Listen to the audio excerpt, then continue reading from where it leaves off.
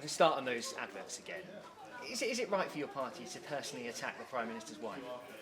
I make no apologies for highlighting the failures of this government.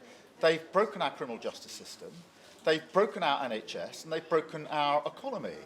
And this argument that because they've changed the Prime Minister 5 times, that somehow the Prime Minister doesn't bear responsibility for 13 years of grief for many, many people, I just don't think stacks up. So, go wherever you like across the country. People are angry and frustrated about the damage that's been done to this country under this government, and they need to be held to account for that.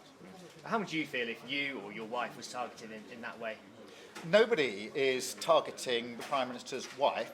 Behind these adverts is a basic truth, that they have broken our criminal justice system, broken our NHS and broken our economy. And for many people who are paying the premium of higher prices, higher mortgages across the country, they can't hide from the effects of 13 years of failure, and neither should the Prime Minister. You can't ship in a new Prime Minister and say the slate is somehow wiped clean and there's no responsibility for the 13 years of real failure across the whole of the country. This week we've seen the doctors, junior doctors, go on strike. How do you feel about that? Is it right that they're going on strike, and would you give them a 35% pay rise? But nobody wants to see junior doctors going on strike. What the government needs to do is to get around the table and sort this issue out and negotiate a settlement.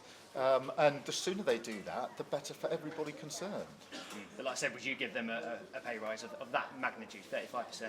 I don't think 35% is affordable, but I do think that the role of government is to get in the room, around the table, and to negotiate a settlement. And for very many people whose operations are going to be cancelled, that's exactly what they want the government to do. So yes, I think 35% is unaffordable, but that's not an excuse to sit on your hands and do nothing. That's a reason to get in the room and negotiate, and that's what the government should be doing. Yeah, and finally we're seeing Joe Biden out in Northern Ireland this week. Do you think it's helpful for him to get involved in that or not? Well, the US is a very important ally and played an important part in the Good Friday Agreement. I think it's in everybody's interest that we might move forward in the spirit of the Good Friday Agreement. And I think all of us want to see the institutions in Northern Ireland back up and running. That's the best outcome from all of this.